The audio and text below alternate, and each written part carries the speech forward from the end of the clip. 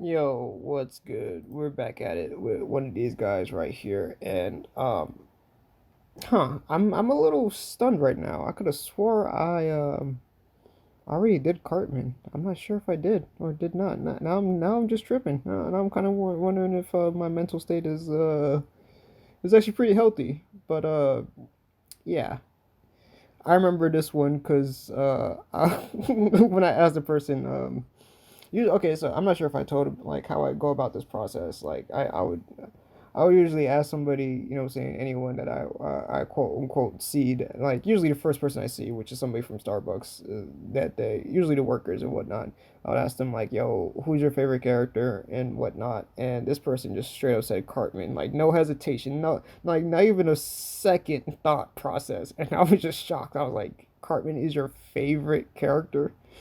And he was just like, "Yep, Eric Cartman." I'm like, "Holy crap! Like, what kind of like sociopath are you?" But I started to think about it. I was like, "Yo, so like, what is South Park without Cartman? It's like, what is American Dad without Roger? Like, what are some of these shows without the worst character? Like, I mean, American Dad. Wait, well, not American Dad, but Family Guy. Like, I think you could have an episode without Peter, but you can't really have an episode without Stewie or something like that. Like I don't know. Like sometimes you can have a like no, they both kind of drive the show equally to a certain point. But you know what I'm talking about. We there's always that one character. It's usually the asshole. Like I mean, Cartman has done some really fucked up shit. I mean, really fucked up shit. And I'm not gonna lie. Like I remember I'm not sure if I was a video. I'm pretty sure it was a video that was based off of an article or whatever. But apparently Ed Sheeran blamed a lot of the hate that he got for being a redheaded slash ginger was from South Park. After that South Park episode with the gingers and whatnot, like that kind of ruined. Like he said, that ruined his life or ruined his childhood, and I feel bad. I mean, like I'm pretty sure like the whole point of the episode was to bring awareness to like, yo, if you know that whole what's the word I'm looking for? Like if people are different, that type of thing. All that bull. But yeah, no, like, how many shows really kind of missed the mark on what they were trying to like really go for. I've really I don't know. I kind of wonder that myself sometimes. Like if maybe I'm hitting my marks in what I'm trying to do. Sometimes I may not. Sometimes I do. I remember the first time somebody read my comic book and gave me like the feedback of, yeah, this is not for kids. Because I told him like, okay, so I mean, it depends on like how you see the demographic and whatnot. It was this lady that I used to go to her coffee shop, and I needed it real quick just to like finish off my book real quick, and I went to it, and I ended up like giving her a copy of the book, or I let her read it. I can't remember exactly how it went, but all I remember is what's what I'm looking for. She came back to me like almost immediately and just be like, "Yo, no, what's what I'm looking for? Um, oh man, god damn, I'm drawing blanks right now. Okay, so yeah, oh, anywho's, she basically straight up just told me like, yeah, this is not for kids, and she pointed out like a couple of scenes like, well, I mean, you have somebody just straight up get murdered in like the final scene, and I was like, wait, oof. When you're telling a story, sometimes when you get so wrapped up in the universe and whatnot, you want it to be believable, and you do all this research, you kind of forget how fucked up life really is. Like how much like what's I'm looking for, um, how much stuff gets caught by the wayside, if you will.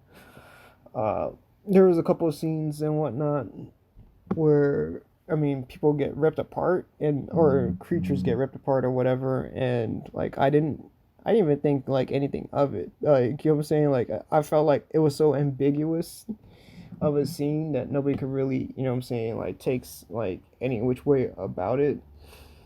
So I just literally, you know what I'm saying, because nobody else mentioned it. Everybody else was like, "Yo, this is good" and shit like that. And then I don't know, she really made me rethink my perspective on what I was drawing and what I was making.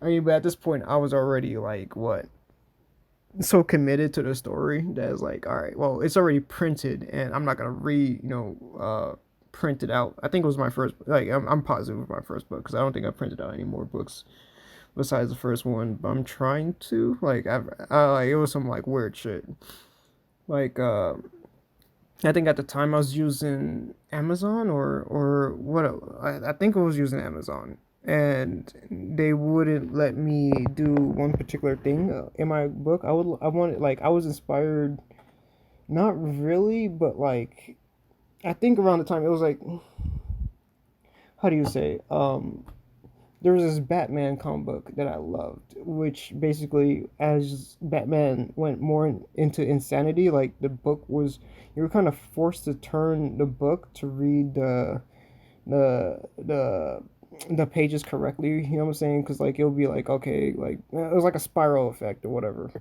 Anywho's, I kind of was inspired by that. I'm not sure if I saw that before or after. I can't remember. I'm just saying right now, if I was inspired, just because, like, I mean, it did it way better than I tried to do it. And they said that, yo, your book is like trash, or like, fix these things, elements. And I didn't want to fix them. Like, it was a little bit of like, oh, I won't say like it's like high and mighty, but it's like this is how I wanted the book to be. And I kind of like just like not really like fixated on it, but like really took the time to do my research on how to do all this stuff. And like the fact that they wanted me to like just let it go, I don't know, I just is well with me. Like the way this guy's smile is right now after he's like in this piss yellow version of heaven. But long story short, sometimes there's concessions in life, and sometimes it's better to take it. Anywho's, you're gonna see the whole, whatchamacallits in the social medias and stuff. This is so. I guess like, subscribe, all that good jazz. Check me out on these things. Fiverr. Check out the website. Check out the Patreon. If you feel like donating to help me out, definitely. You know what I'm saying? I'm down with that. I won't mind. No, I don't know. I'm gonna turn my nose up to some extra cash. If you catch my drift, you know what I'm saying? $1 get you in the door. And I try to make all my stuff public and free anyway. So yeah. If you want to talk to me, there's stuff to talk to me and stuff like that. So yeah, don't be afraid to reach out. All right, stay up, y'all.